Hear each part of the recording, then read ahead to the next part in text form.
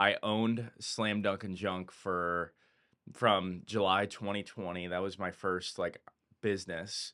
Started that business and I technically like sold the operation side of the company Yeah. April 1st. Yeah. So that just like the doing the labor, I sold all the equipment to the employees that helped me build the company.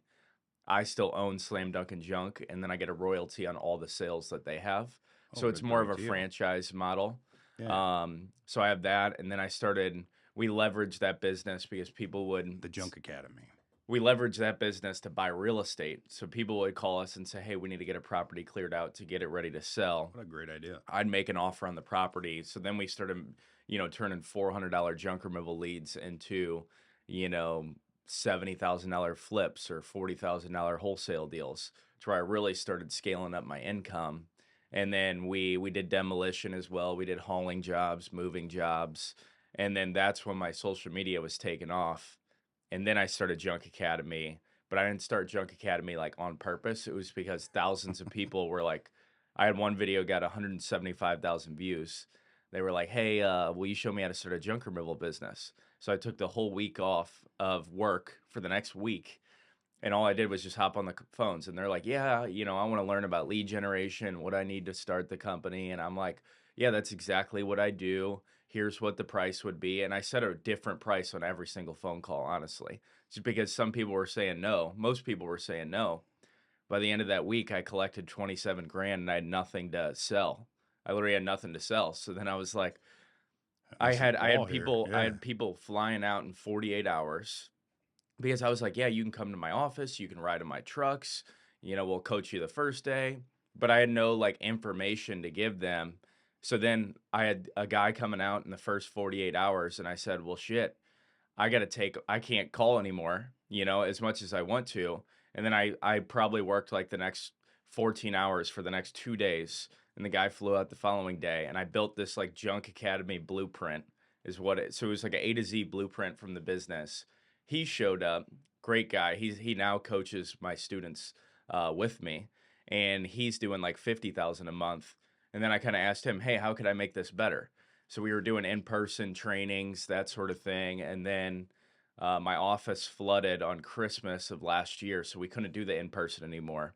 Technically, we could, but like I realized that it made more sense to do group coaching where I coach everyone at once. And then, like, if somebody wanted to really cut a nice check, we could do one-on-ones. And then we've launched about 300 junk removal companies this year.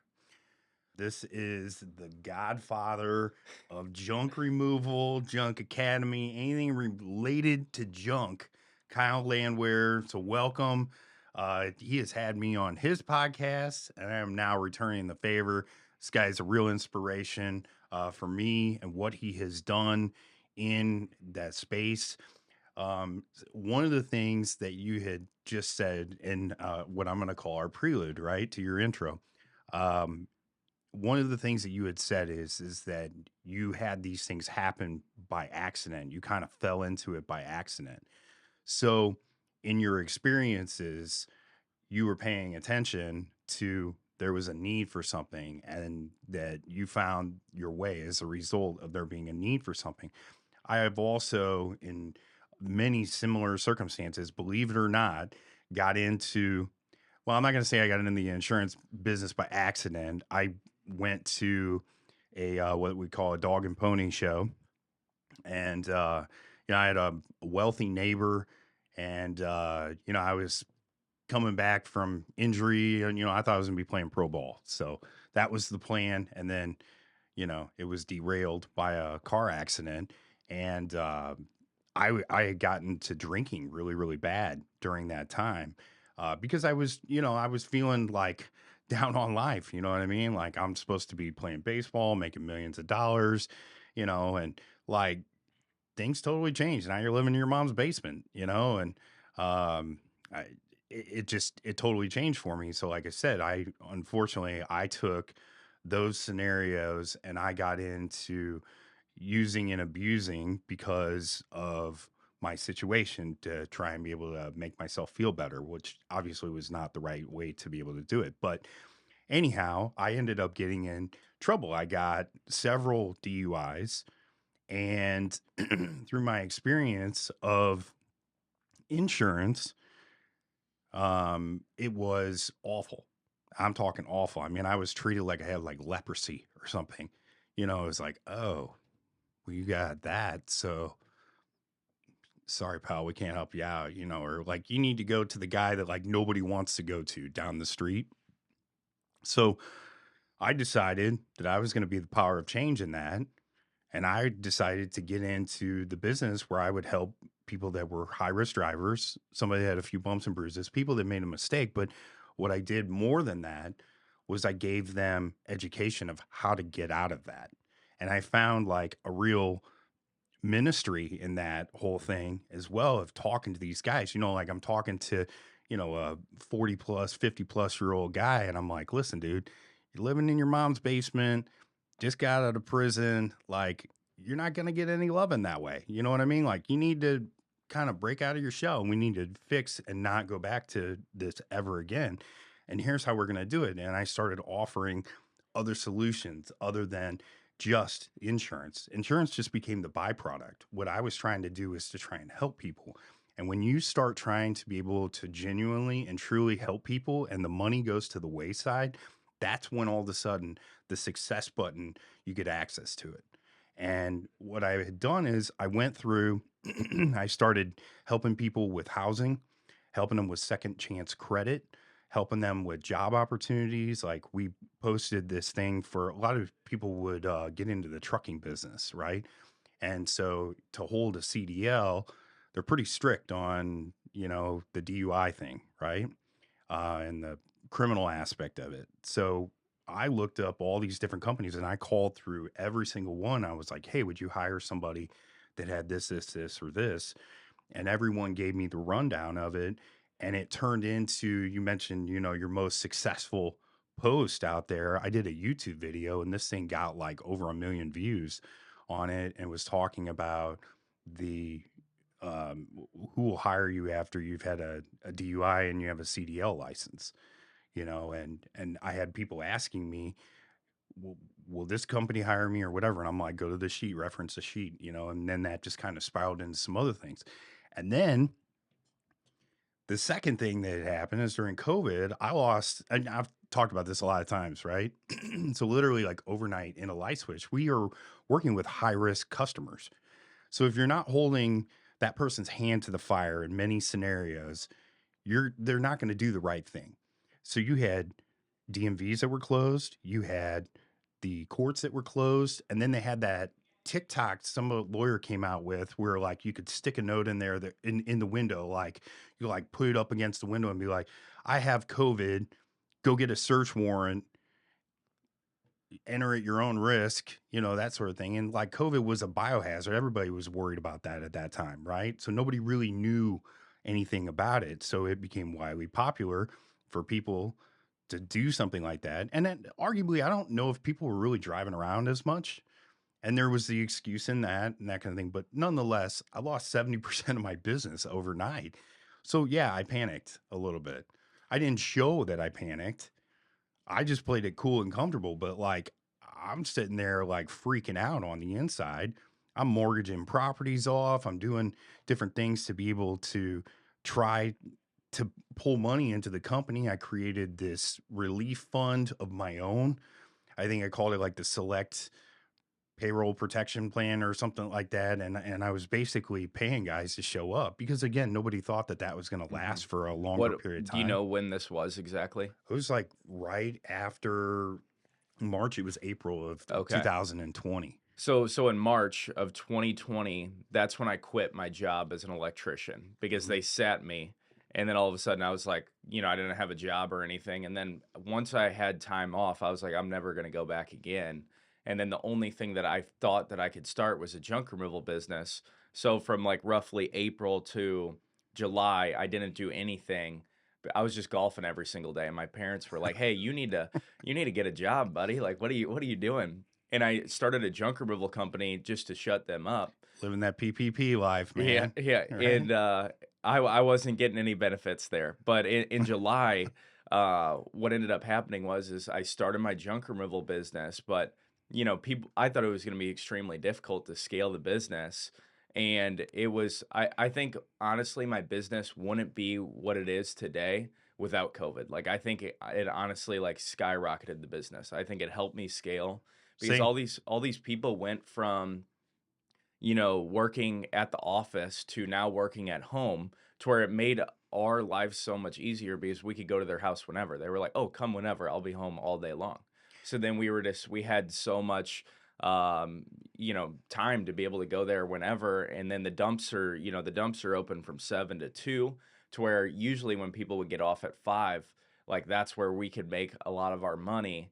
But then the dumpster closed, so you're limited. So it honestly helped us scale tremendously during that time. I mean, I would agree with you on that. It really taught you to kind of go back and be creative and, really think outside the box. I think that opportunities are always out of the ashes, and out of our experiences more than anything. I agree with that. Now, we ended up bringing back all the business that we had lost and we gained a bunch as well too. But the biggest thing that changed in that was I went to the Ozarks, and again, I tell this story all the time, right? So went to the Ozarks, and like COVID didn't exist at the Lake of the Ozarks. Okay. And this is during the time they're like creating the Netflix series, like everything's just like COVID's the place, or not COVID's the place to be. The Lake of the Ozarks is Mm. the place to be because again, you could walk into Walmart, there's no mask, nothing's happening, anything like that. They're not like taking your temperature to, you know, check out or anything like that. So we live freely, and it was like this freedom land area, this safe place. And I was out with a couple of guys and we're coving out. And again, I'm looking around and I'm seeing these people, like these RV parks are just totally packed. And I'm seeing people they're out on their side by sides and that kind of thing. And I'm like, I started really paying attention of the people that I was around and how they were able to still stay afloat, no pun intended, right? Um, but it really made me open my eyes to seeing that there's two different types of specialty risk. And that's where that piece was born.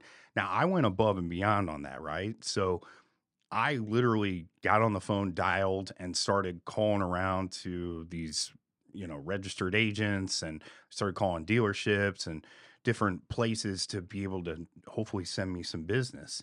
And it ended up being that, people were like, man, I like this guy's hustle. I like what he's doing. So they started sending me a ton of business. Before I knew it, our phones were flooded with leads that didn't cost me anything. We created a solution for people's problems, and we were in all these different various states.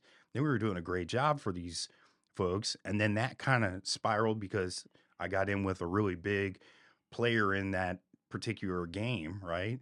And so I started having other onlookers that were coming in and saying, okay, hey, this guy's doing it for this guy. So I want to get that guy too.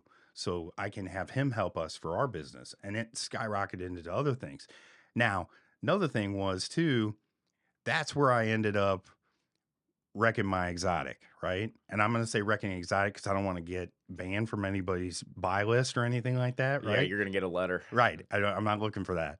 Um, but I ended up, I drove off the dealership lot, and within 8 minutes, I had that thing in the side of the freaking railing, That's a and crazy story. oh, I know, but that triggered another piece of the business because that went viral. Everybody's taking pictures, like they're seeing you in your worst moments and they're just cruising by and they don't care that this is a terrible time for you. They're just looking at, hey, this is some guy that just wrecked his exotic. Oh, big deal. He'll figure it out.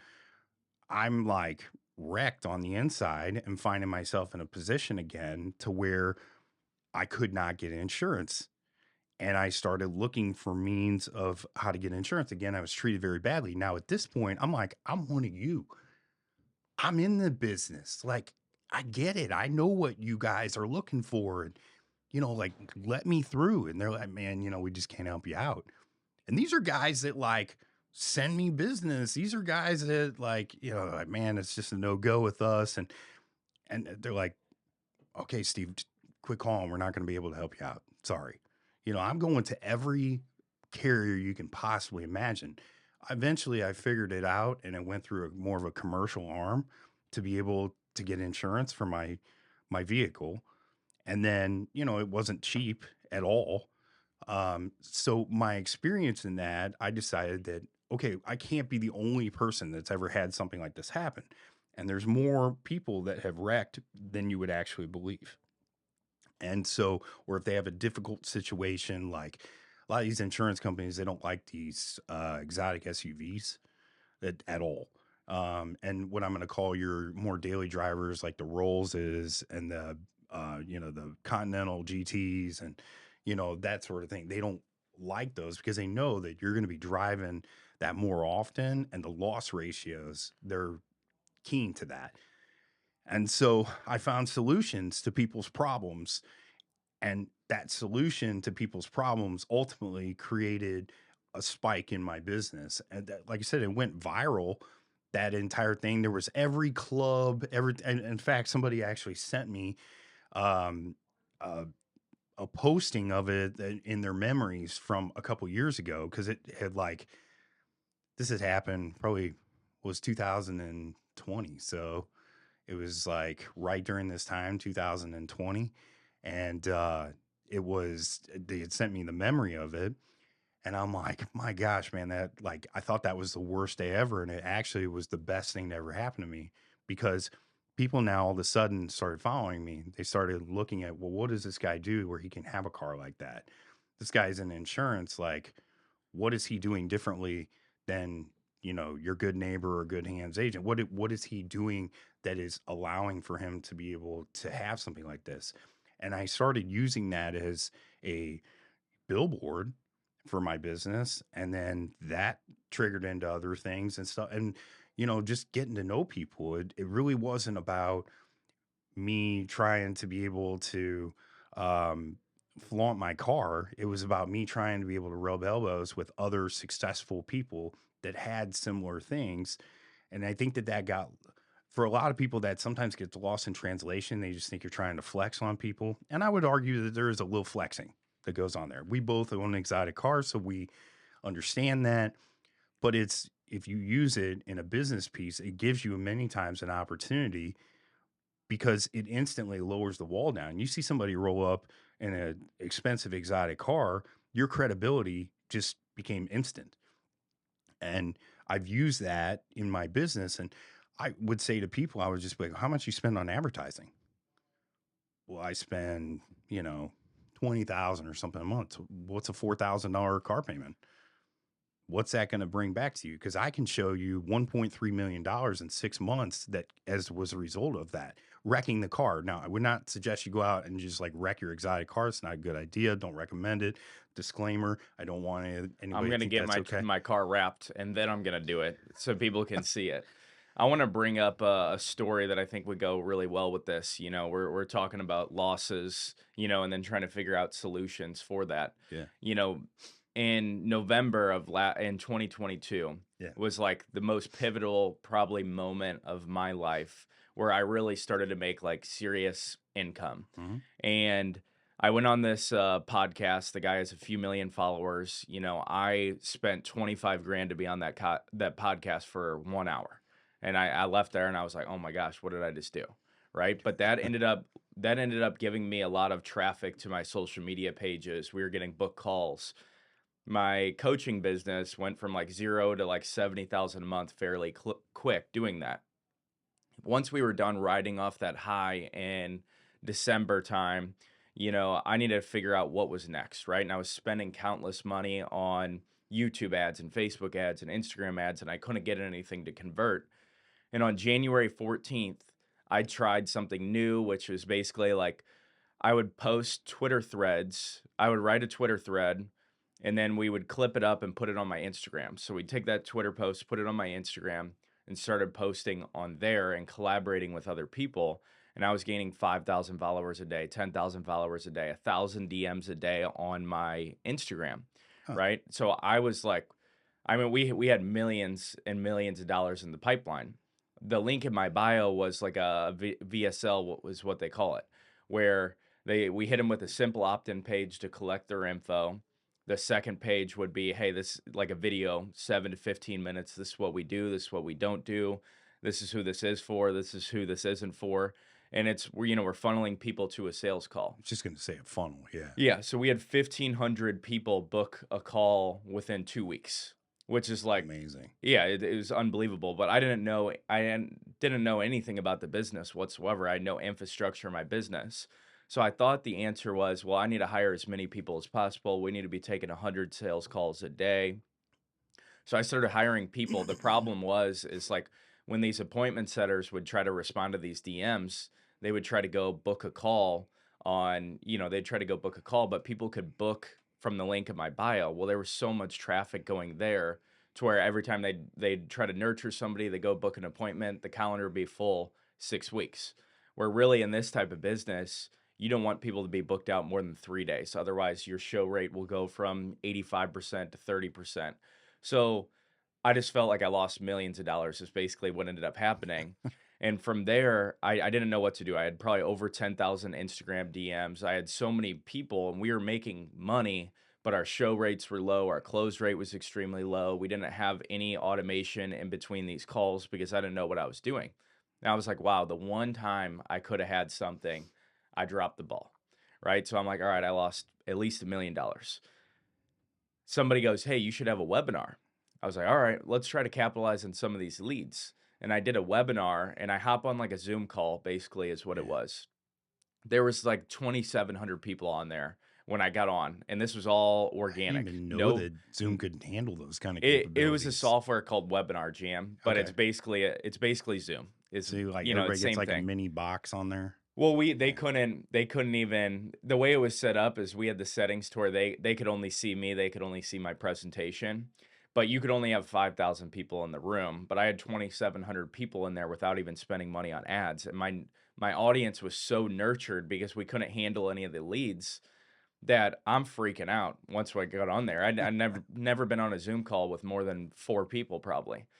So I did my presentation at the very end. I sold a $1,500 offer and I thought I was going to make like 5 grand. And this was in January or February. And I watched my payment processor go from 0 to $105,000 in probably like 5 minutes. Literally 5 Wow. minutes. And that was the most life-changing moment and I was like, "Wow, this is it." So my business went from November, roughly 30,000 a month to I did my first six-figure day and we scaled up to around 275,000 a month running like a 75% profit margin. Did you run into any kinda, like, payment processor problems or anything Oh like yeah. that where they're just like, "Oh, Kyle, we're gonna go ahead and hang on to that Yeah, 100 Gs that you just brought in. We'll let you have it in 90 days." yeah, they froze my funds for 150 days Oh because my gosh. they froze my funds. And, I actually got my funds froze last week as well because of a surge of payments. So it happened again. Don't use Stripe, FYI. I was just gonna And say Stripe. so, Stripe or Square, those I feel like those 2 ones, um, it was it was bad. I can kinda relate with that, and I've got another story for you, but so basically my business went from like 30K a month to 115 to 175 to 215 to 275, all over 70% margins. So I'm like on top of the moon and I was still 22 years old at the time. And I bought a Lamborghini March 28th I is when remember. I bought the car and March 30th, by the way, I did not have a lead generation issue. That was the last issue that I had. So I wasn't diversifying myself, going from Instagram and bringing those leads and putting them on Facebook and putting them on YouTube. And, I didn't have a lead gen issue. So March 30th, my Instagram got deleted because people can permanently ban you. You could pay money and have your competitors deleted, whatever. So Really? that, oh yeah, it's a real sketchy game. So they spent probably over 5 grand to have my account deleted. And my business went from 275,000 a month to zero, literally zero within 2 days. Plus, I bought a Lamborghini on March 28th. And I didn't have that Instagram account for 60 days. And I was like, this is over. This is literally over. So what I had to do was I had to try to figure out how I could scale my business back up, where I started building a Facebook group. And this Facebook group is where we nurture people. So I started pushing the leads that I had to a Facebook group, and we ended up doing like 140,000 the first month upon launch. And I was also looking for a recurring model where, if that were to happen, I'd still have money coming in. So I started managing my clients' social media accounts on a retainer. And then one of the clients that we were doing it for, he was getting such good results that he was like, "Hey, I want to be a part of this company."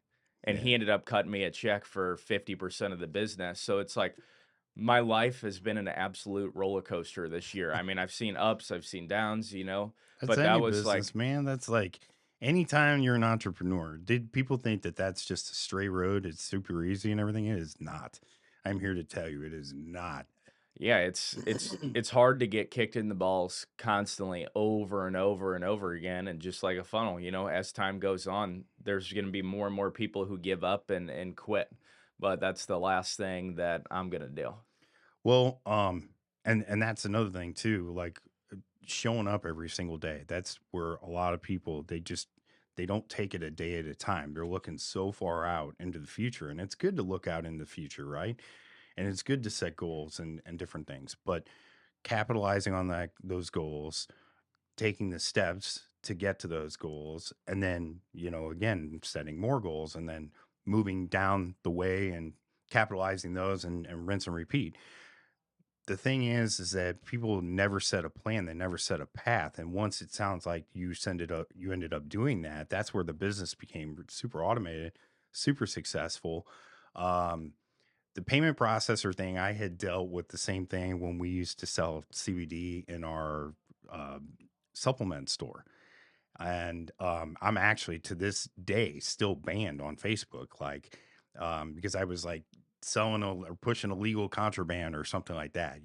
CBD. It's like sold at Walgreens, right? So um, it's I've never been able to get it back as a result of it.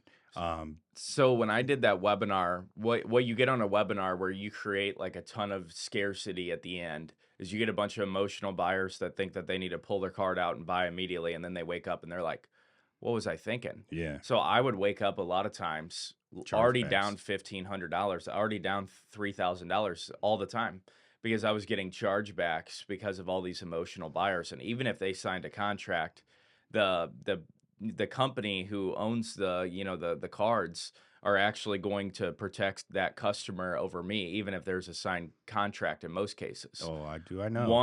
One chargeback had my funds froze for 150 days, and I had a lot of money on the line, and I had to sell one of my junk removal trucks just to make sure that I was going to get through that time, even though I had a lot of money sitting on this one account, but I couldn't get access to it for 150 days. And then I would start a different like Stripe account, and then I would start doing that. And Stripe worked great for my business because we could use payment links. My closers were on there. I didn't want them to have access to my payment processor account. It's not like we have a Clover machine in our hands where Right. we're on the phone. It's just not how it works. Um, Even last week though, we did like they called it a surge of payments, and we did like a really good week. And then they said, "Hey, what was the reason for the surge of payments that you just had?" And then I filled out this form. And by the way, I don't even have one chargeback on that account because I created a new bank account. It's Oh my exactly what I god. did. Not one chargeback. We ran tons of payments through there just fine. Surge of payments. Hey, we're gonna freeze 50% of your funds that are already in your account right now. Plus, we're gonna freeze all of your 50% of your funds until December 18th or something like that. I don't know how they are able to get away with that So because these companies, it's like I could see, if I don't know, like if you're recording calls and you're doing the sheet, like you're getting them to fill out stuff, the authorizations and things like that, especially if you're sending them links that they are authorizing right then and there, not even like you taking a payment over the phone.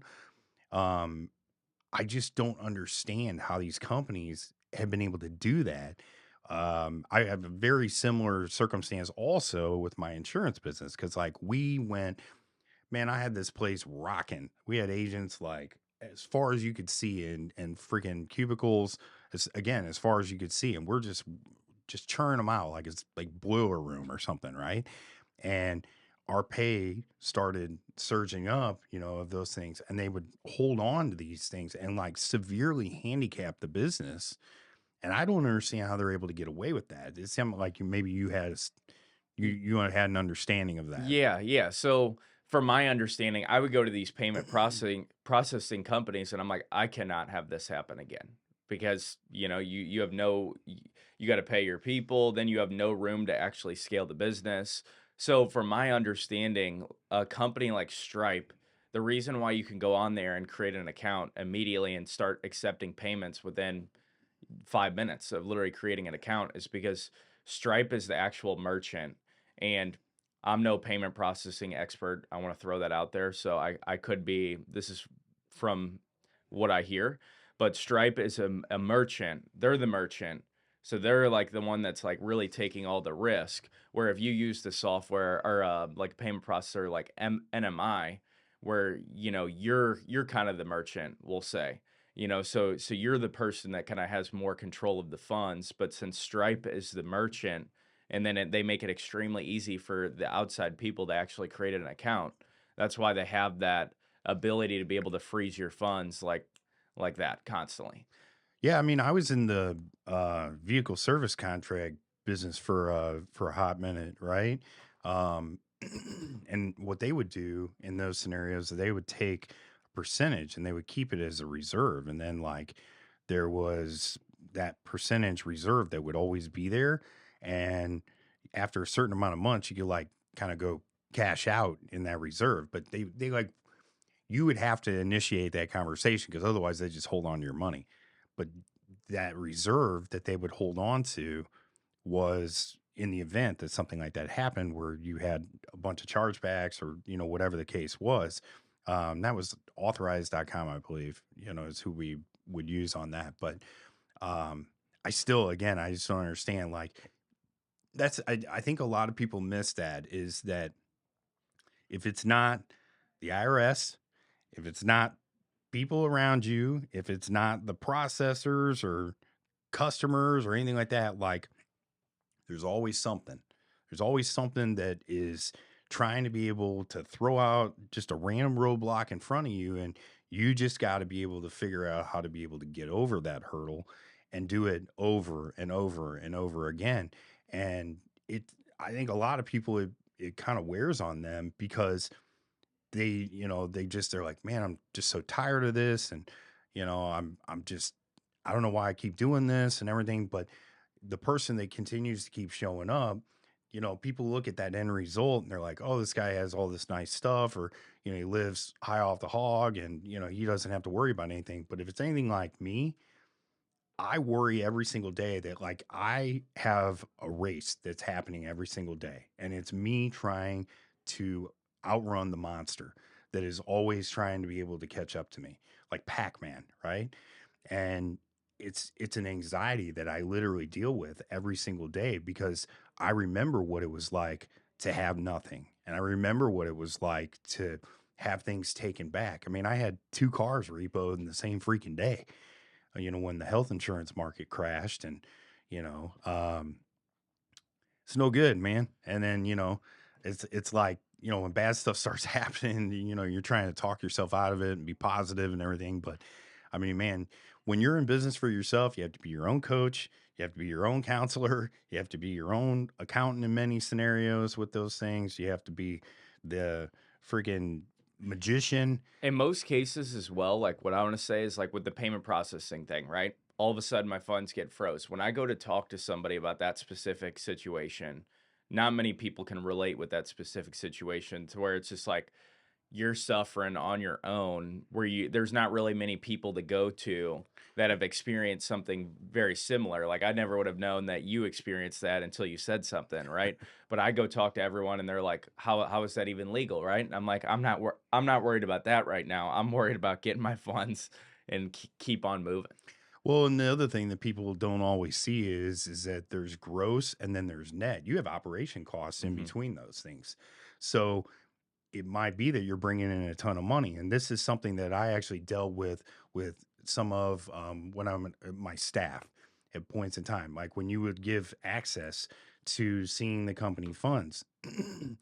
They would be like, well, you're making all this money, and why am I not making more money or something? I'm like, you don't understand, we make 10, but we got to spend 8, and then there's maybe 2 left over.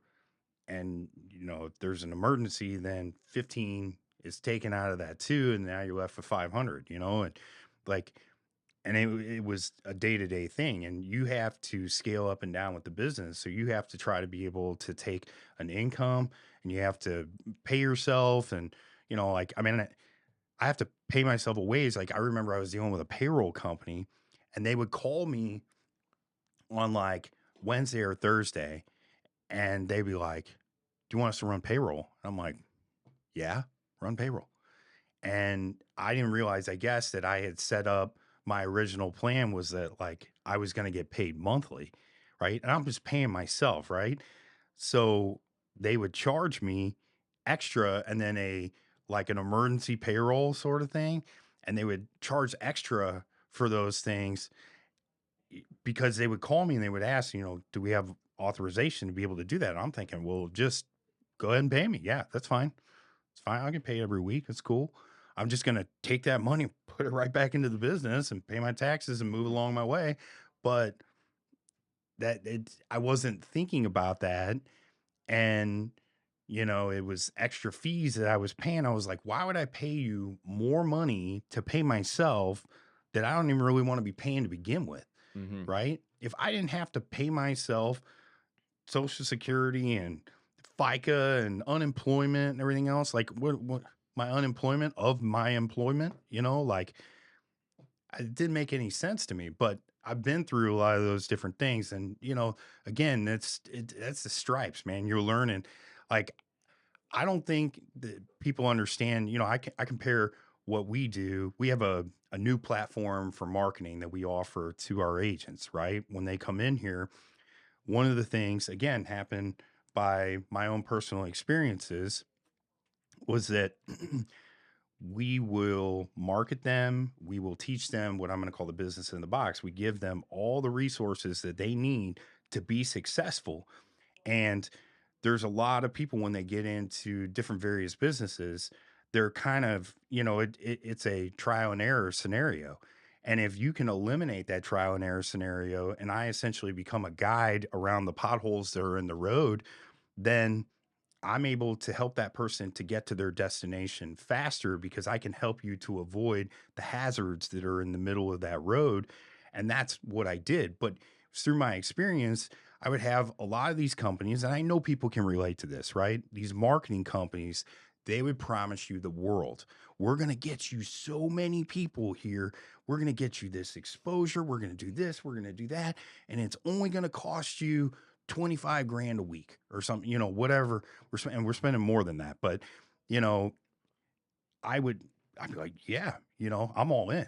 And I would go all in to these things and then be sorely let down. I had a company that I had hired to come in because, again, I told you like my Facebook thing had been compromised.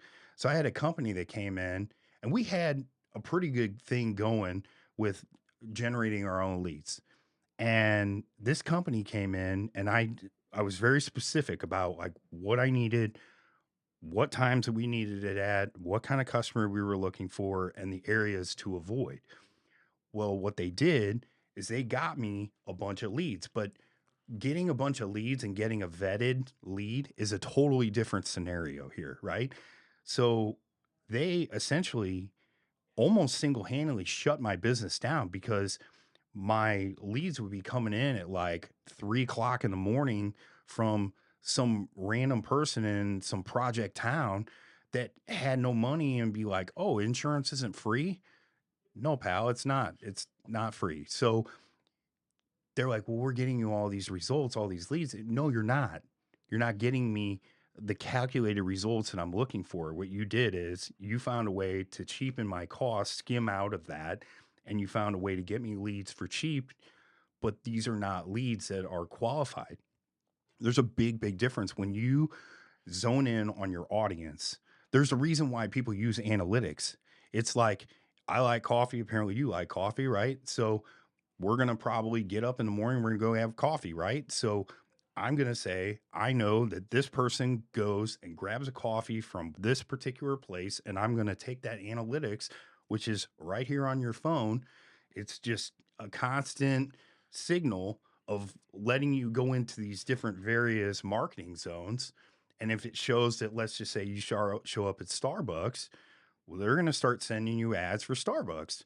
They're going to start sending you, like, that's the reason. I guarantee you, we're talking here about Starbucks, and I guarantee you, both of our phones, well, at least mine's listening. On yours in your pocket, so maybe it's muffled. I don't know. Mine's on the floor. On the floor. All right, cool. So, um, but we'll get an ad from this particular place because we were talking about it. But more than likely, it was because now you took the two people that were in the similar zones and they just happened to be in the similar conversation, and it just made sense to market that. So that was the geocircumferencing, right? So I learned about all that stuff, and I got tired of hiring these people. So I went and I brought somebody in house, and I had that person go through and I walked them through every single thing that I wanted. And we became so successful with that.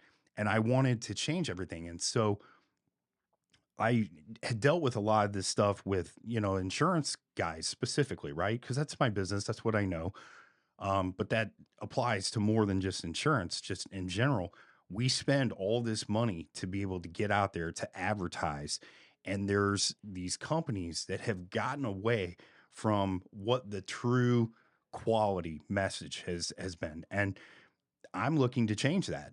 I'm looking to be able to make sure that when an agent comes in, that they're represented properly, that they have staff to be able to take care of their things, that they have a person that's going to help them with making sure that they handle renewals or cancellations. And then I'm going to make sure that they have the right products, the right strategy, the scripting, help them with coaching and sales. And again, all that leads into goal setting and, going through the different scaling and whatnot. And I wanted to be able to do that to change the things that are in this business because, again, of my bad experiences. So I have people that I have personally partnered with that I have vetted, that are tried, true, and tested, and that are going to deliver results. Now, I will also say to an agent when they'll come in there, I'm just be like, listen, I'm gonna compare this to like a personal trainer, right? If you're not willing to show up on time every day, put the work in, you're not willing to follow the meal plans, you're not willing to follow the exercise routines when we have off days, then don't do it. Don't even start. Don't do it. Because I can guarantee you, if you do all these things and if you're expecting overnight results, it's not going to happen. But everybody's so focused on trying to be able to get that bottom line dollar, and they're just trying to give you that. And then they'll put you into contracts for 12 months so that you have to stay with them. Yeah, yeah, exactly. I have a lot of experience with marketers, especially since my name is on the line if I refer my 300 clients to one person, Right. what I've seen is like marketing is a real shady game. Anybody who's in that business for the most part, and all they care about that is the number that's on the top of the screen that says leads. That's all they're going to show you. But and like I might have clients come to me and they're like, "Hey, this person sucks. Like they're not getting me results. I'm not making any money." And I'm like, "Where is the data? Let me see the data." Well, people suck at tracking their KPIs and doing it every single day. And I say that they're going to tell you, "Hey, this is working. Look at the screen here. Look how many leads you're getting." Unless you show them the data. Like, "Hey, here's the data. Here's how much money I spent. Here's how much money I actually made. Here's how much money I paid you. I did not make any money. Here's all the recorded calls that I have. Here's why I didn't make money. This was a lead. This wasn't a lead." Like using a software called like What Converts can really break all of that stuff down, and it makes everything clear as day. But less than 10% of people will actually fill that out every single day of the leads that they actually come in.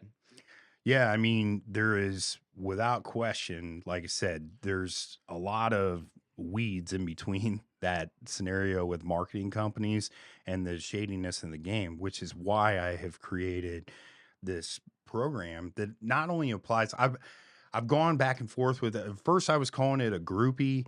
Then I was calling I like nomad is like the new thing, and that's like the whole like biker scene. So it, like fit with my whole like hard ass look or whatever and stuff. So we roll with nomad, right? So right. So look like I'm about ready to get on a Harley right now and just rev it up, right? So we ended up we created also a program for somebody that maybe isn't going to join us, but that program is kind of almost like a headhunter program. Okay. And this is I'm kind of like spilling the beans of like what's getting ready to drop here. Um but we created a program to where we would go and I would say, like, let's just say that's Joe Agency. Okay. And you come to me and you're looking for a home, right? You're looking for support. You're looking for those things.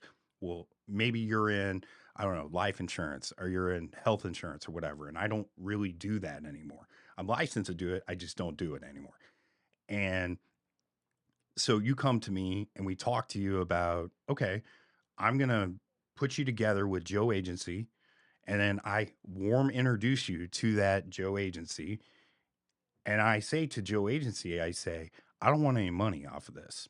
What I want is a percentage of the profit that they make you. And that's what I want out of this thing. If they don't make you profit, you don't pay anything. How are you going to track that? Well, I mean, we have ways to track that scenario and that we go back to the agent and, we find ways to be able to break that down in our CRM system. Um, but we're able to see that data. We're able to see what was brought in. We look at paychecks and we get access to those things and whatnot. There has to be a transparency there, no doubt.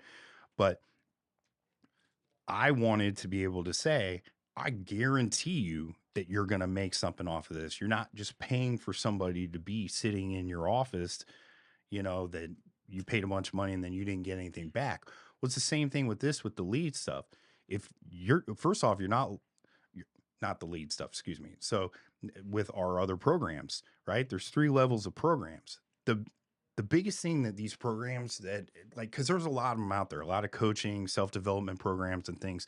But one of the things that I see that is missing is there's all this hype and no hop, right? So you have these programs that you go to, you listen to these boot camps and these seminars, and these guys are talking about, I wake up at 4 in the morning and I get in an ice bath and I freaking just rock the day out. And the whole day is just perfection. And I'm just like, I got money raining on me, but nobody's showing you the blueprint of how to be able to do that. And nobody's going to saying, hey, Kyle, I have this source, Joey.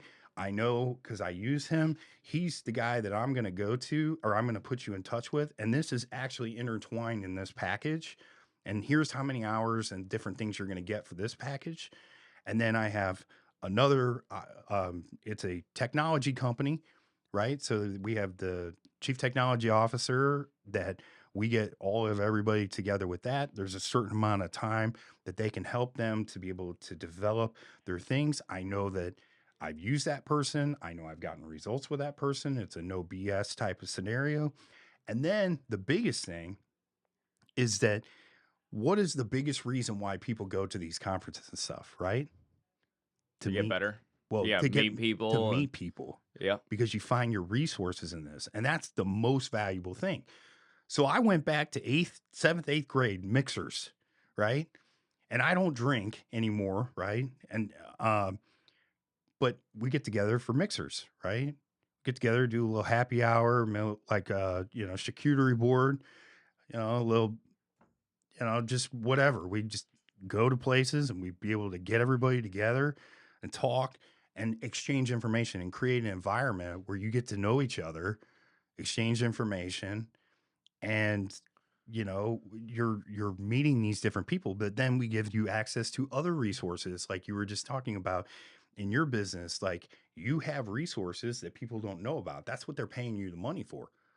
So my resources for somebody that operates Turo that maybe can transfer the cars around, somebody that's my property manager that manages my properties, somebody that I can be able to go borrow money from. Or like in our business, we have books of business that you can buy, right?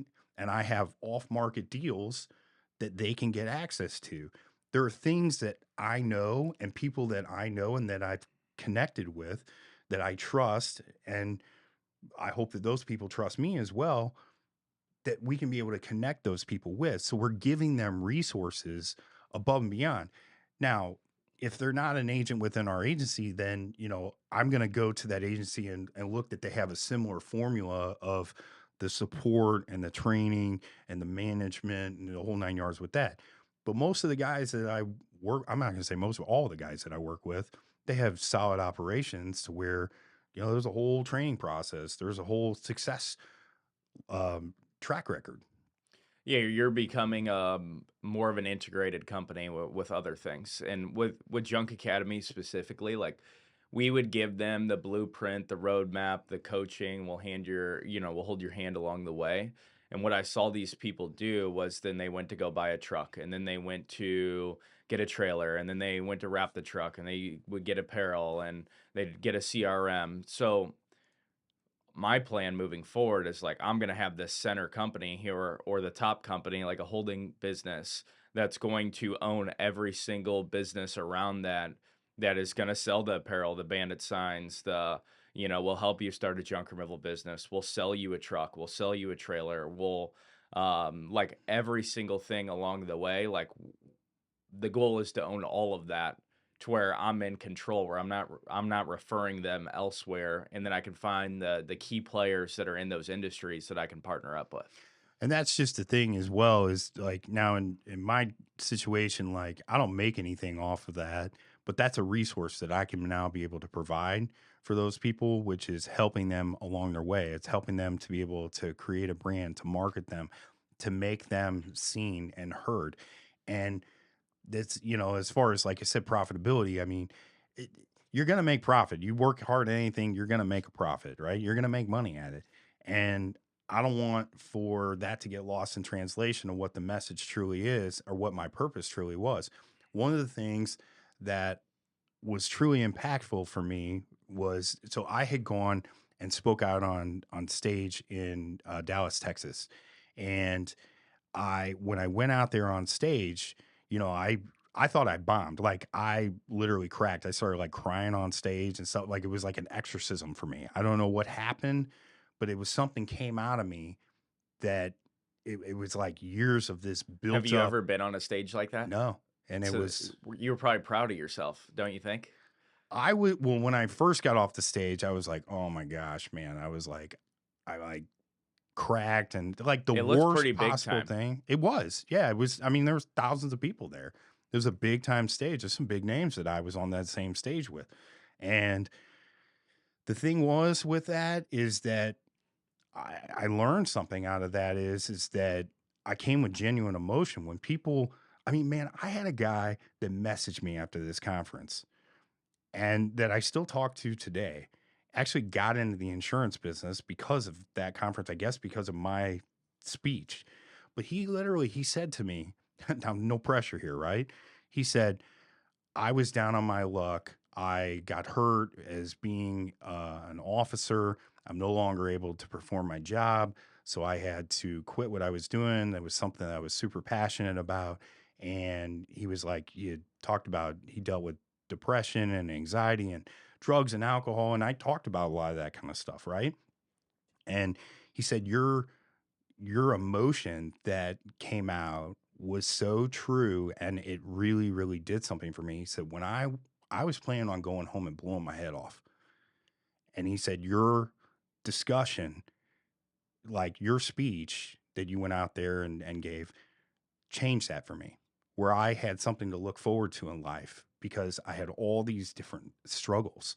And I was like, holy crap, like no pressure, man, like, but I didn't even realize that I affected. There was a lot of people that had complimented me afterwards and was like, man, like you of all people. I mean, I came out and it was like an entrance from the WWE or something like that, right? I had my wife with me. She's walking out. I'm out there, got my shades on the whole, I mean, It You got was the shirt it on, was right? pretty amped up, yeah. Yeah, yeah. I actually I did the I love Mr. Insurance, Yeah. like the I love New York thing. So, and she had it on there too, and like, it was And pretty hyped up. you know, and here you are. You get that, right? That makes an impact on the both of you guys, Yeah. which makes you want to carry your message further. And then you go on social media and you talk more and you try to inspire, and then there's going to be people who get a positive look on that. And there's going to be people that get a negative look on that too. Like, oh, look at this guy showing off here, Yeah. but the light at the end of the tunnel, there's those people who really need to hear your message. Like I get DMs all the time of people who are like, I have no idea who these people are. I don't know what they're going through. They don't comment on my posts or anything like that, but they'll send me a DM randomly and be like, "Hey, man, you changed my life. I just bought a trailer and now I'm making $10,000 a month." That's awesome. Like, and that makes you feel good with that stuff. But what had changed for me after that, like, I, again, I walked off that stage and it was like I literally like rid a demon. Like, I put everything I had into it, all my emotion, everything that I had into it. And I went to my hotel room afterwards and I just like slept for like 5 hours. I mean, like, just out. And when I woke up, my wife was like, "Do you have any idea like how good you did? And do you have any idea like the message that you sent to these people, like they really accepted and they really felt it?" And I looked over at my phone and like you were saying, there's all these messages. There's hundreds of messages. And it was really just incredible to me. I mean, people were like really rallying around that I put emotion out there. I was different than everybody else, right? People were talking about success and difficulties and everything else, but I was talking about some of the in betweens of success and why I ended up going this particular direction and the light that was at the end of the tunnel at each one of these directions that I had taken. But then something else happened to me a couple of weeks after that. I went to this Life Surge conference and Tim Tebow was talking. And Tim said, he was talking about his football and he talked about that his platform had changed, his purpose had not, that God, you know, changed his platform of how he was going to get to people. But again, his purpose had never changed. He still wanted to spread the message of Jesus Christ. And it hit me like a ton of bricks. I was just like, you know what? Like, I hate these freaking conferences. I hate sitting in them. I hate like I can't sit still for 5 minutes, much less sit still for 5 days. Right. So sitting in these classrooms and everything, it just drove me nuts. And listening to these people over and over and over, it's just a repetitious message. I was like, this is why people come here, to hear this kind of stuff. But why, again, can't this be more of a one on one sort of thing? And why can't this be like maybe one special guest? Because this would be different if like we got to meet and maybe hang out with this person and get to know them and maybe get some resources from this person. And we're spending a lot of money. I mean, like some of these tickets are like 5 grand, 6 grand a piece. I mean, this is no small chunk of change. This is where I decided that my platform was going to be different. My purpose was going to be the exact same. I was still going to go help agents. And this is where Mr. Insurance really, really, I decided to put extra resources into. And you're getting ready to see a complete bulldozer coming through that I'm just going to blaze a trail of things that have never been done in this business. And I'm going to help agents like they've never been helped before, and I'm going to show them that path to success without all the potholes that I had to fall into and all the hurdles that I had to overcome. I'm going to give them a layout of a pathway, a roadmap of how they're going to get to that destination and what it's going to take to be able to get there. I That think was that sounds awesome. I know. Are you hyped after Yeah, that? I Like am. I'm you ready are? to Yeah. sign up. Right? You ready? It's the intention behind your For voice. I can tell that it's the real deal. It really is. And like I said, I've always kind of been looking for this purpose. Like before leading up to COVID, my team had told me just, we got this, Steve. Like when I would come into the office, it was like either, we were going to have like pizza for lunch, or like, or somebody was going to get yelled at, right? Or somebody was going to get fired, or whatever it is. I used to have this thing, people would call it epic firings, that I would like really put a lot into people, and then I would just be so disappointed. And it was generally not pretty when I would end up putting Hmm. people out the door, literally and, physically. So, um, And so physically. right, physically, don't do that. But anyway, as far as, um, they said, go play golf, go on your boat, go vacation, enjoy your life. We got this. Like, you'll still get paid and you make money. And I was making a lot of money, but I wasn't fulfilling my purpose. I felt like I had no purpose at that point. I remember, like, I was trying to be able to be like a handyman around the house. That's a terrible idea if you know me. I like should never own a set of power tools, no kind of hammers, nails, nothing. Just make a phone call, Steve. Do not mess with any of it. I don't have the patience for it. Right. So I'm trying to like paint walls. I got paint all over the damn ceiling. I got, I'm trying to put up like crown molding and stuff. And I think I went through like 100 pieces of crown molding, which, going back and thinking about it, what it costs today. Um, I was trying to be able to have a purpose every day and have somebody say, hey, he's there, he has some worth here. And that's where I ended up getting into starting my supplement business, because I always had wanted to help people. Um, it's just, like I said, it just kind of, maybe the wrong pass in that sort of thing. You're trying different things because, again, at the time, I'm like, I knew I wanted to help people. I knew I wanted to do that. But now I have kind of found my way in this whole aspect of things. And I think people really resonate with the Mr. Insurance thing, not only just because, I mean, it's a cool logo. I mean, I know. I'm getting ready to make one myself, I actually just have like this that. this guy that is it was on Facebook. He had messaged me and he said, I can turn you into a cartoon and make you look really, really cool. Would you allow for me to do that? And he said, I'll send you a mock up of it and I think you'll want to pay for it. And I had seen it and I'm So he like, gave it to you for free. yeah, Okay. And yeah. then you ended up buying it. I ended up buying it. Yeah. And, but yeah, it was Was like, that like the exact same outfit that you were wearing in the picture, or it was actually in my photo shoot that I had. I gave him a photo shoot pictures, and that was what I was wearing in the photo shoot, apparently. So, um, yeah, he didn't end up put my watch on or anything like that. He was, your that's, Seiko? yeah, that was it. I brought Um, my what'd you call it the last time when I was here? You your were like, Timex or yeah, whatever. my Timex. Timex. I'm like, wow. I love watches, man. Like, I mean, jewelry, watches, everything else, because again, it stands for something. Um, there's, again, a lot of people that don't understand the purpose of it.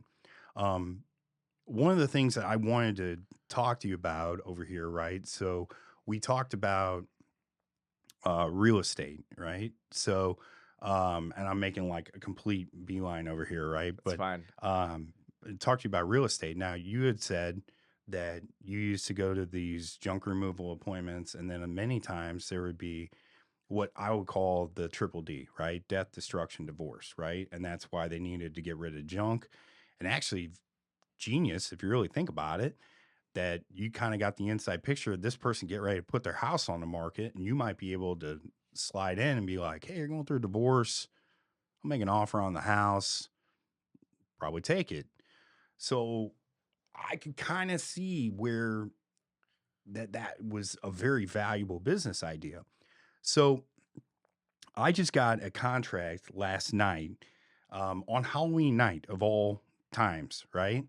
Um, That's a serious buyer. it's a very serious buyer. Like, they put a contract. I mean, like, we've pretty much tentatively met a deal, and hopefully everything goes smoothly. But this particular house was my maternal grandmother's house. And I would say she was a big part of my childhood. She was kind of like, a mother to me. Obviously, I have my mother, but she was very much a icon in my life and somebody that I really looked at and admired. And um, so that house was a part of a trust. And when she ended up passing, that was given to her children, which obviously my mom's one of the children. And the kids that were a part of that trust, they argued and fighted over the income because the house was free and clear, right? So they argued over the income that was coming in from the trust, among other things, right? But mainly, I'm going to say a monetary sort of thing. And I got to the point where I was like, you know what? Uh, Let's just, you guys just quit arguing over stuff, whatever. What I'll do, I'll buy it out. Well, I didn't know that there was promises that were made to a real estate agent that was in the family that they were going to be the one to sell the house, and the trust got sold to me, and I paid like fair market value at the time, but it was projected that I somehow was an opportunist in this thing because I was trying to fix a problem that was ultimately within the family, and I had the means to do it, but I kept the house and the family for a couple of years with that. And then I recently, like I said, I've got the offer on there, everything else, and I stand to make a pretty good profit. Now, I bought the house because the real estate surge. Okay. So, but I'm telling you, man, like, I know that I'm going to catch some absolute hell from the family because I made money on that deal, right? Even though everybody got taken care of, everybody got what was coming to them, and it was all split equally, and everybody was good, and it was good intentions with that. Because somebody maybe didn't make a commission, or because maybe I made too much money, I wasn't entitled to that because I'm successful. And that's not allowed for me to be able to make successful. I'm now greedy. I'm now, you know, pompous or arrogant, whatever, and it's something that I've really dealt with from quite a few people, not only just in my family, but friends, people that I thought were friends. It's like give, give, give, give, give to me. But as soon as like I ask for anything back in return or work hard to get something back in return, like I took a risk with that house. That house could have gone totally belly up. And then how would it have been? What if the real estate market crashed at that time? I bought at a fair market value. What if the market again, it crashed and burned? Like, what would have happened then? Like, now I went in the negative. I would have had to figure it out. I would have still been able to And they rent it wouldn't have out, cared. and no, they wouldn't have cared at Yeah. all, nor would they have helped. There was a pastor that talked about, um, why do you want to reign with me if you're not willing to stand in the rain with me? And I can't remember what that guy's name is, but he's awesome. Like I see him on Instagram all the time, and I can't think of that pastor's name, but I get hyped every time I listen to this guy. And anyhow, so I had like mixed emotions. Like when that came in last night, first off, I'm getting ready to go out trick or treating with my kids, which I'll get to that in a minute here with your youngster and everything. So, but yeah, I'm getting ready to go out there trick or treating, and I'm like, of all the times, like we had this person that came in, and there were different things that I had to do. I had to like put a laundry room up on the first floor, and there's like it's kind of a bedroom. It's probably as big as this room right here. It's not very big. It was enough maybe to get like a twin mattress in there and maybe a dresser or something. It wasn't a big room. So they wanted a laundry room on that or on that first floor. I did that, right? I made the adaptation. I was prepared to stage it. I didn't get to the point where I staged it, but we went through and we rehabbed the house. Like we, went through and fixed all the different things, and they're not seeing like all the things that I did to be able to improve that house. They're just looking again at the basic profit. And that's really just what the world is like today with so many different people. They look at the end result. They don't look at the 2 through 9 to be able to get from 1 to 10. They don't look at any of that. Money gives you a certain power, and the people who have money will say it doesn't even need to be a lot, but it gives you the opportunities to be able to take action on that deal where they could have cut you out of the deal themselves if the resources might have been there, right? To where I feel like I want to make sure that I have money at all times to where when those opportunities do come up, not necessarily family related, but any opportunities out there, like I want to make sure that I have the decision where I can say yes or no and not just no. I'm getting out of the long-term rental game. I can tell you, man, I have had some of the most interesting experiences, right? So let me give you actually in this exact house, right? So what I would do, I have a real estate company that manages that, right? It's a whole nother separate business and everything, right? You talked about owning the Fully integrated. right. So the full circle of things. So real estate management on that. Um, so my management company, they would go over and they would, fix different various things as they were going on. But I had pest control that would go by there. And then I made sure that I was able to get my HVAC guy to go into the house, usually like every quarter. They would go out there every quarter and they would have to go into the house, right? Okay, so I'm asking what's the house look like? How's everything going in there, right? Maybe I shouldn't have done that, but or should be not saying this, but I definitely do, right? So I'm like, "Hey, what's going on in there? Everything look okay and everything else?" He was like, "Well," he was like, they weren't there at the time.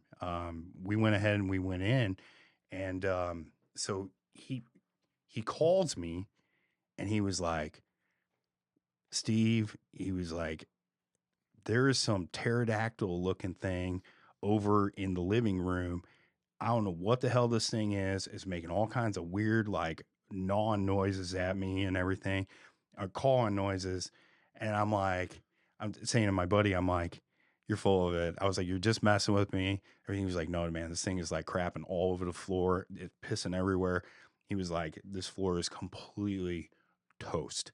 He was like, "It's awful." And then I hear the thing crowing in the background, right? I'm like, "Put me on FaceTime." And so he does. And I was like, they had a peacock. It was in this like gigantic, like 9-foot cage, looked like, like the monkey cages at the zoo or whatever, right? So this thing is, first off, I don't even think you can do that. I think that that's like an endangered species or something, right? You can't have that as like a house pet. I don't think it's like a support animal of any sort. And I'm pretty damn sure that I don't permit that as like acceptable pets in the house, right? But yeah, this thing is just crapping all over the place. And so, we're like, "You're going to have to fix this. This is unacceptable." And these people ended up, I thought they were going to buy the house. And this was a recommendation by somebody who I thought was my friend, but they needed to help their family to get into it and into a house. And then we couldn't agree on a price. They wanted to give me nothing for the house, right? And I was just not willing to do that. So they moved out and I thought they were going to take care of it. Well, they didn't. Of course they didn't. They didn't. And they ghosted me out of there. I had to replace all the flooring, all the subflooring. We had to kill everything. We had to sister all the boards down there for support because they were so rotted out. And we had to fix everything as a result of this animal being in the house. And we did it, and we did it right. But there was like $20,000 worth of stuff that we had to end up going through that house and being able to fix. And at the same point in time, the house, like, it was awful. The smell that was in that house, um, it was a bad situation, right? And this is a nice home. Again, this is a home that meant a lot to me. I had a lot of really great memories as a kid in that house. And so, I wanted to fix it. I want to fix it right. But I got to the point, man, where these different various properties, I've been burned by so many different people that especially friends, right? People are like, "Oh yeah, yeah," and stuff. I had a guy that like literally busted and took out all the doors, freaking literally took all the appliances and sold them off. Like it just And they call it passive income. yeah, well, you got the money, dude. You'll figure it out. I mean, I'm sorry. Like, I'll try and get it to you or something. And what are you gonna sue somebody that has nothing?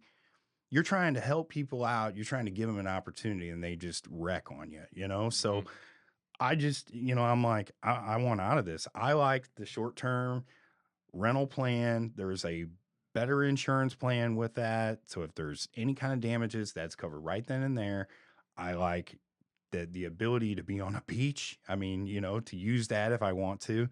I'm And pretty sure that this isn't a good case scenario for you, but for me, like with the short term, it's more of a business to where I might get a better tax advantage there since I'm not like a commercial real estate yeah, person. I can't think of what they call it in terms of like taxes, but since that's more of a business and you need to put a certain amount of hours into real estate every single week to get a certain to cost segregate stuff, I don't know.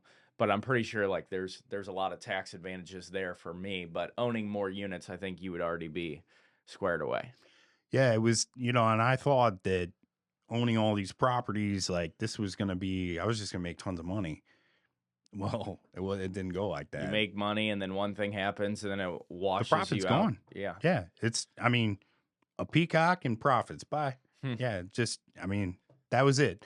The random peacock. That could be your new real estate company name, Maybe Peacocks that's and what I will, Profits. right? Peacock and profits. Yeah. It was, I mean, I've had multiple situations. Like there was one that, this lady had dogs and she claimed that these dogs had like mud allergies or something like that. And I had to like regrade the entire backyard and like repipe the entire backyard because she was saying that like her dogs were getting totally sick because I mean I've had some very interesting clients. Hmm. Or tenants, I should say. Um to just be, frank with that, right? But I mean, you learn a level of service with people and you learn to be able to try and be able to approach it in a positive way. I'm so glad you reached out to us. Thank you for reaching out. We didn't realize this was a problem. We want to address it right away. You want to try and come up with solutions, and it does humble you to try to be able to make sure that your customer is taken care of. But everybody believes that you're just making, like, you're just Scrooge. It's like swimming in my money bin, Hmm. and I'm just making all this money. It's a total distorted look that is not realistic. They don't see the things that go into it. You have to still pay property taxes. You still have to upkeep and maintenance. You have to pay a management company to handle things. I mean, one HVAC unit, like in 2020 was the year of all the HVAC units. I replaced, including my own that I had there, right? We put two 5-ton units. That was a whole nother scenario. Those probably didn't even need to technically be replaced, but I didn't want to be dependent on propane. And Hmm. so we went the heat pump route, and the propane's like kind of like a backup system to it, but it's like a tenth of what the energy that it was burning before. So it paid itself off. But man, I replaced every freaking HVAC unit in like every freaking house that we have. It was ridiculous. Yeah, yeah. I was going into this thinking maybe I was gonna get some units myself, and now you're scaring me away. Listen, real estate, I don't think you can ever go wrong with real estate with things, right? There is an appreciation and there's also a depreciation factor that you can utilize in your tax scenario there. But don't go in thinking that it's going to be all profits and Yeah. all sunshine and rainbows because it is definitely not. And people are going to abuse your place. They are going to tear stuff up, and people are pigs, man. Like like some of these people. I mean, you walk in and it's like, what kind of animals lived in this joint, right? Hmm. I mean, I would tell you this. I've learned to stay away from carpet. I've learned that luxury vinyl plank, you can beat the crap out of this stuff and it will last forever. So I have luxury vinyl plank in like every single property because every every time you turn a property every couple of years or whatever, with that the rugs are beaten down so bad. With pets, I mean, pets do all kinds of damage. They're gonna have accidents. I don't care the best animal in that place. Maybe they get sick or whatever. They puke all over the rug or they have an accident because they didn't get let out. It does happen and it's gonna happen. So, again, with the luxury vinyl plank, that's been a little better. I've had, instances where people or their animals have chewed on stuff and messed everything up. And scratch stuff up and everything else. And I mean, they put a deposit down, but again, Yeah, that's not gonna pay for it. it's nothing. Yeah. It's nothing. And then you have people like I just had this tenant that was in this former residence that I got the contract on, and they were like the model tenants. Like these guys were awesome. And it was one of very few that I was able to give all that deposit back. And I was happy to be able to do it. Like when I walked in that house, I'm thinking that I'm going to have to repaint everything. I'm thinking I'm going to have to, possibly rehab something or whatever. It wasn't like that at all. It was perfect.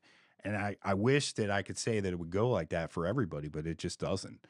And, you just got to keep that in mind that you're going to put out roughly about 30% of everything that you make in there on these properties. And then, there's you definitely want to be able to make sure that you vet your buyer as well, or your leaser. You want to make sure that they can handle rent. You want to make sure it's not going to come close. And, I know some people have various different opinions, but to create insulation, especially with friends, that management company has been my lifeline there because I am not the one directly communicating with that customer. So if you are going to manage it, make sure you have a separate company with somebody else other than you that's communicating with the client or the tenant, because it could get really ugly really quick. And then the next thing you know, like you're in a silent situation and no rent's coming in, and then you got to make moves to get people out, and it's just no good. Well, I think I'm gonna stick to my earned income with Yeah. the academy. I mean, that's a great business model. I didn't know that I knew it was successful, but I didn't know it was so wildly successful. I just remember, and how I met you was Parker had called up and he was just like, man, I got this buddy of mine. I need you to take care of him. He needs to have insurance to be able to drive off at this place. And, he was like, this guy's up and coming. He's killing life and everything. And like, he really, really hyped you up, which Parker doesn't really do. Right. So, and he was like, I know you're going to take care of him. So that's how we got to knowing each other. Right. I know you're insurance people. So, but, yeah, I mean, at the end of the day, it was a pleasure having you on here, man. I thank you for, taking a moment out of your day and, keep doing what you're doing, keep killing life, and on to the next one, man. I really appreciate you having me on. Yeah. Glad we're our relationship's getting closer, and look Yeah, forward absolutely. to getting invited to some of these networking I'm events that telling you you, man, have.